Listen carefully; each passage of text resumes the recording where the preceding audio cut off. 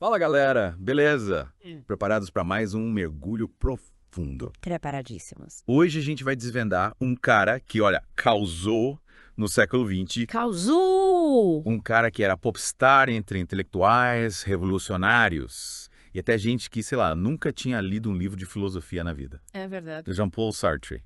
O nome já diz tudo, né? Já causa impacto. E a gente trouxe um monte de material sobre ele, viu? Tem coisa densa, tem curiosidade, tudo um pouco. A ideia é mergulhar de cabeça na vida e obra do Sartre. Exatamente. E a missão, como sempre, é garimpar as ideias mais importantes. Aquelas que te fazem pensar.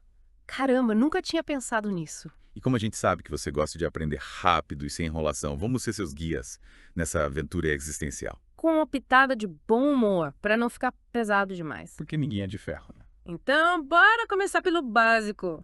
Sartre e o tal do existencialismo. Essa filosofia que colocava a liberdade individual no centro de tudo. A Juliette Gréco, cantora francesa que era famosíssima na época, resumiu bem essa ideia. Você se torna aquilo que você faz. Parece simples, né? Mas com Sartre, a coisa ia bem mais fundo. E causava muita polêmica, diga-se de passagem. E olha só, a gente está falando de um filósofo que era popstar enquanto vivo. É tipo o filósofo mais popular do século XX. A obra dele era conhecida por todo mundo.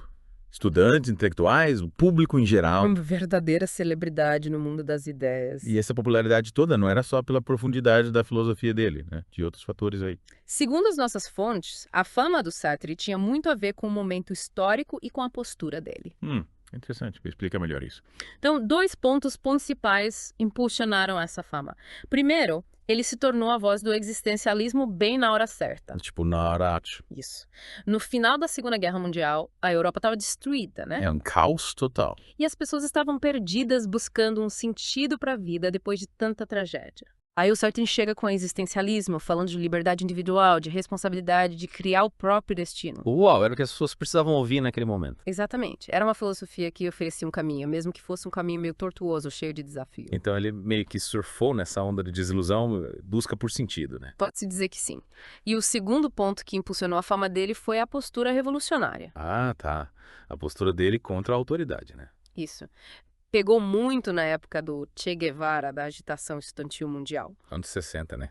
Uma época de muita rebeldia, de questionamento. Exatamente. E o Sartre estava ali, no meio dessa turma, apoiando movimentos revolucionários, criticando o sistema. Mas, pelo que eu li aqui, as ideias políticas dele nem sempre estavam certas. A fonte que a gente está usando dá uma alfinetada nele, dizendo que ele opinou sobre quase tudo e estava praticamente errado a respeito de tudo. Eita!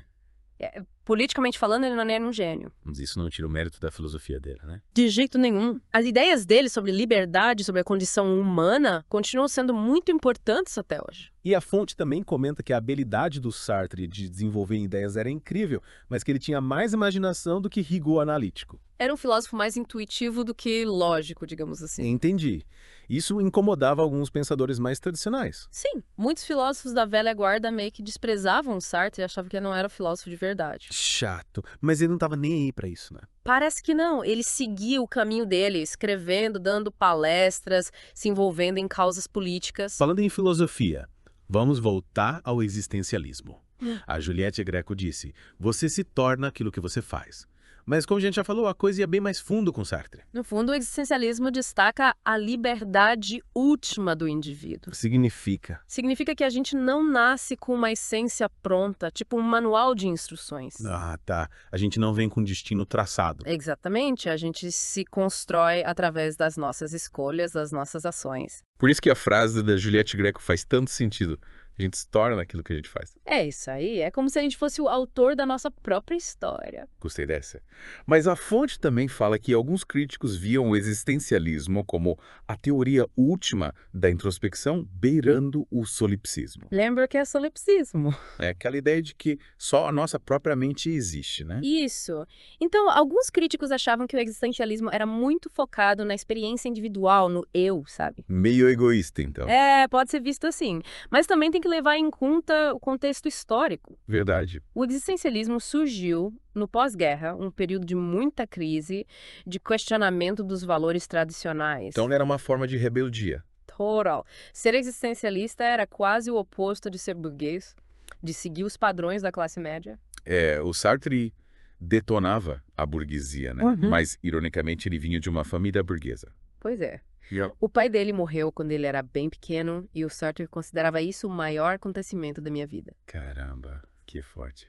Ele achava que se o pai tivesse vivido, teria esmagado ele. Nossa, que relação complicada. E a fonte ainda comenta que, como o Sartre não teve essa figura paterna presente, ele dizia ter crescido sem senso de obediência filial. Sem aquela voz interna dizendo que é certo e errado, né? Exatamente. Nenhum superego. Nenhuma agressividade, ele dizia. E, apesar dessa infância supostamente santa, ele desenvolveu um ódio infinito pela burguesia. Uma necessidade de combater qualquer tipo de autoridade. E também uma vontade de dominar as pessoas psicologicamente. A fonte até brinca com isso, dizendo que ele analisava propriamente com genialidade, mas que umas questões óbvias passavam batido. Tipo, ele enxergava a complexidade da mente humana, mas não entendia as próprias motivações. É mais ou menos isso. E depois que o pai morreu, ele foi morar com a mãe na casa do avô materno, Karl Schweitzer, que era tio do famoso Albert Schweitzer. Que família, hein? E o avô era aquele tipo clássico de patriarca, meio mandão, infiel à esposa. O Sartre via nele a figura do Deus Pai. Nossa! E o Sartre e a mãe eram tratados como crianças na casa do avô. Ele via a mãe mais como irmã do que como mãe. Uma figura de irmã e mãe, que foi muito importante na vida É dele. uma dinâmica familiar bem peculiar, né? Totalmente. E apesar de tudo, a infância dele parece ter sido feliz. A fonte diz que foi alegre e feliz. O eco do Sartre era tão grande que ele se autoproclamou um gênio ainda criança. Mas depois ele diria que odiava a infância. Vai entender. As contradições do Sartre. E aí teve um acontecimento que marcou a aparência dele. Ele ficou obeso por causa de uma gripe mal curada na infância. Teve leucoma no olho direito e isso causou estrabismo e perda parcial da visão. Mas, segundo a fonte, o idílio infantil continuou. A criança tem essa capacidade de lidar com as coisas de forma mais leve, né? Mas aí a mãe dele se casou de novo Yeah. e o Sartre ficou horrorizado. Imagina a cena. Ele, acostumado a ser o centro das atenções da mãe, de repente tem que dividir o espaço com o padrasto. E o padrasto não era a flor que se cheire, né? Não mesmo? Na autobiografia dele, o Sartre descreve o padrasto, Joseph Mansi, como autoritário, extremamente burguês. Um cara tradicional, dono dos estaleiros locais, que resolvia as greves com dispensa temporária. E ainda dava aulas extras de geometria e álgebra para o Sartre, com direito a castigo físico se ele errasse. Cara, que horror. Ao mesmo tempo, no liceu, o Sartre era zoado pelos colegas por causa do jeito parisiense dele. Coitado. Mas essa experiência acabou fazendo bem para ele, de certa forma. Sério? Como assim? Ele se tornou mais introvertido, mais autossuficiente, desenvolveu uma independência mental. Tipo, se vocês não me aceitam do jeito que eu sou, eu vou me virar sozinho. É isso aí. E apesar de ser zoado por alguns, os colegas mais inteligentes reconheciam a inteligência do Sartre. A fonte diz que ele era um dos melhores alunos, mas não era o primeiro da classe. Ficava ali pelo terceiro lugar. E ele tinha essa coisa de querer ser o centro das atenções, né? Sim, ele se alternava entre o papel de gênio da turma e o de bode expiatório. Fazer umas asneiras pra ser aceito pela galera. Chegou a inventar uma história de que se encontrava com uma mulher na zona portuária. Mentira, que história é essa? Conta! Ele contava para os colegas que ia para um hotel com uma mulher que eles se encontravam à tarde e faziam coisas, digamos, adultas. Para dar mais credibilidade à história, ele até pediu para a empregada da mãe escrever uma carta para ele como se fosse amante. Cara. Claro que a farsa foi descoberta e ele virou motivo de piada na escola. Mas ele não desistia, né? Não mesmo. E a Primeira Guerra Mundial também teve um impacto na vida dele. É, ele era adolescente durante a guerra, né? Exatamente. E ele via a agressividade dos colegas que estavam sofrendo com a dor da guerra, e isso causava nele uma rigidez mental. Uma ambivalência, né? Isso. Ele queria ser aceito, mas do jeito dele. E no quarto dele, sozinho, ele começava a dar vazão à sua criatividade. Em vez de brincar com coisas de criança, ele escrevia contos com temas bem pesados. Angústia, violência, morte. Olha só, já dava pra ver ali os temas que iriam marcar a obra dele no futuro. Com certeza. Era uma mistura de sofrimento juvenil com questionamento filosófico que já começava a surgir. E em 1909 ele começou a roubar dinheiro da mãe para comprar doce para os colegas. Tentando ser aceito, mas se sentindo culpado ao mesmo tempo. A fonte chama isso de uma alegria pegajosa e nauseante. Que marcou a experiência dele de forma profunda. E essa culpa acabou levando ele de volta para Paris, para casa do avô. Ele preferiu as ordens de ferro do avô ao padrasto. Tava para ele escolher suas batalhas, né? É isso aí. E aos 15 anos, interno no Liceu Henrique Pefort, ele começou a ler tudo que via pela frente. absorvendo muito mais do que realmente entendia. Os cadernos dele ficavam cheios de aforismos e especulações filosóficas. Ele até escreveu uma definição de amor bem peculiar. O desejo consiste em tratar uma mulher como meio, não como fim. O amor consiste em tratá-la como fim, não como meio. Uma visão bem intelectualizada do amor, né? Totalmente. E o professor de filosofia dele até comentou sobre essa excessiva elaboração de ideias pouco claras. Parece que o Sartre já tinha essa fama de ser meio complicado desde cedo. E depois do liceu, ele passou no baccalaureat, o vestibular francês, e entrou para a Escola Normal Superior. Uma instituição super prestigiada que formava a elite intelectual da França. E que turma! Ele estudou com Raymond Aron, Maurice Merleau-Ponty, Claude Lévi-Strauss, Simone Weil, Jean Hippolyte. E claro, Simone de Beauvoir. Só gente brilhante. E o Sartre floresceu nesse ambiente. Diziam que a feiura dele sumia quando ele começava a falar, de tão brilhante que ele era nas discussões. Ele era conhecido por pensar o tempo todo. E para completar, ele descobriu que o intelecto dele atraía as mulheres. Mas, apesar de ser super inteligente, ele reprovou na primeira tentativa de se formar. Parece que ele lia de tudo, menos o que era preciso para o curso. Mas, mesmo reprovando, ele continuou sendo uma estrela entre os estudantes. Adotou uns hábitos meio exóticos, como não tomar banho e fumar cachimbo. Uma forma de se rebelar contra os padrões burgueses. E ele frequentava os cafés do Quartier Latin com a galera, onde a filosofia era o assunto principal. Foi num desses cafés que ele conheceu a Simone de Beauvoir. Ela também vinha numa família burguesa, mas já questionava a educação religiosa que tinha recebido. E logo ganhou o apelido de Castor, um símbolo de trabalho duro e energia. O Sartre achou encantadora, bonita, se veste pessimamente, usava um chapeuzinho horrível. Ele agiu, hein? Aham. E para ela foi amor à primeira vista. Eles se tornaram amantes e parceiros intelectuais. O Sartre tentou ser o mentor dela, criticava os hábitos burgueses dela, dava até conselhos de moda. Mas a Beauvoir era tão brilhante quanto ele e não se deixava dominar. Eles encontraram um no outro o duplo que idealizavam. E para eles, um relacionamento tradicional para sempre seria um gesto burguês. Rejeitavam a ideia de se verem como um casal. Decidiram ter uma relação aberta, sem laços. Estudavam juntos, comiam mistrôs baratos, faziam amor, discutiam ideias. Uma vida boêmia, intensa. E, no final das contas, os dois se deram muito bem nos estudos. Fizeram um concurso da agregação. O Sartre ficou em primeiro lugar e a Simone em segundo. Depois da faculdade, o Sartre foi para o serviço militar e a Beauvoir começou a dar aulas. E eles decidiram definir a relação deles de forma, digamos, intelectual. A prioridade do Sartre era escrever, o resto era secundário. Ele acreditava em viagens, poligamia e transparência. Olha só. Propôs um contrato de 2 anos de intimidade, seguido por uma separação de 2 ou 3 anos. Mas mantendo a intimidade. É isso. Só que evitando a rotina burguesa. Que doideira. Ele se inspirou na filosofia do Kant, que falava da diferença entre verdade necessária e contingente. Para aplicar isso a um relacionamento. Exatamente. A relação deles seria necessária durante o contrato e depois, enquanto outros casos seriam contingentes. E a transparência era fundamental. Eles iam contar tudo um pro outro, sem segredos. Que relação mais moderna.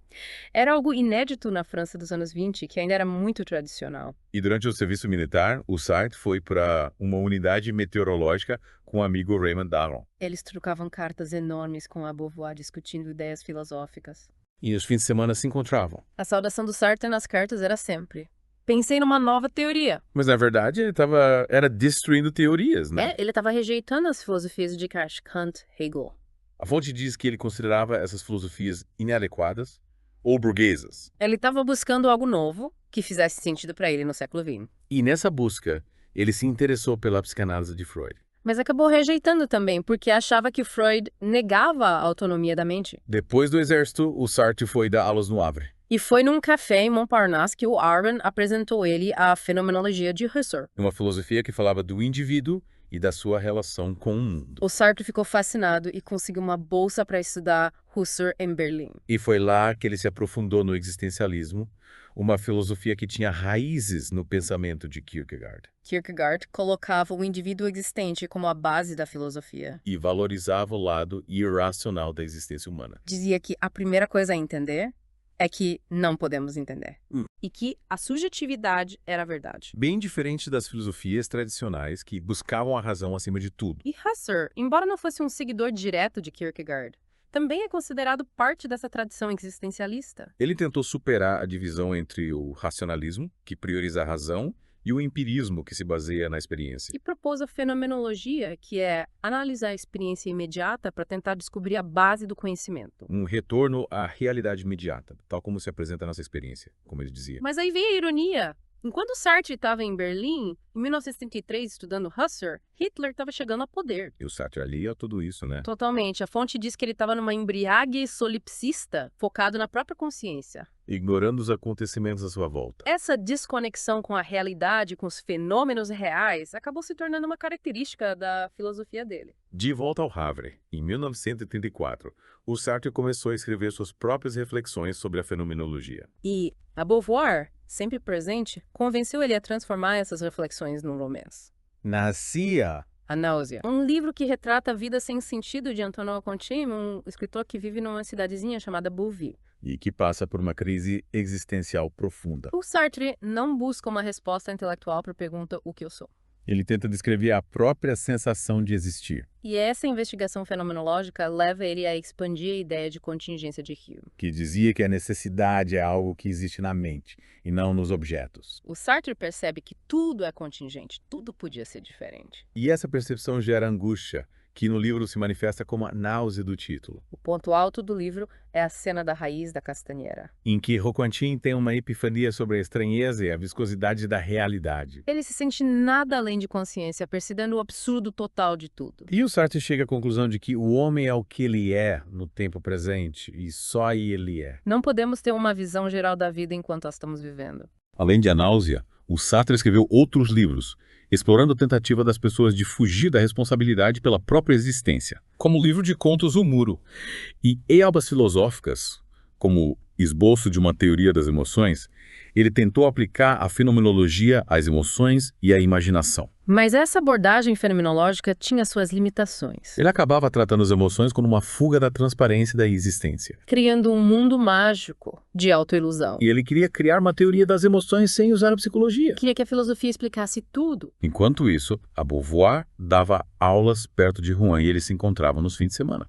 Trocavam longas cartas, mantendo a relação aberta que tinham combinado. Mas essa transparência total não evitava certos problemas. A relação necessária deles não ia tão bem. Eles já não faziam mais sexo e o Sartre começou a se interessar por outras mulheres. E contava tudo para a Beauvoir nos mínimos detalhes. Que situação. A Beauvoir chegou a apresentar o Sartre a uma aluna dela e depois a irmã dessa aluna. E o Sartre ainda experimentou mescalina, uma droga alucinógena, e teve aquela visão da raiz da castanheira que ele descreve em A Náusea. Difícil saber se a visão era efeito da droga ou da mente dele. Mas A Náusea é uma obra de ficção, né? Aquela cena é uma metáfora da experiência fenomenológica.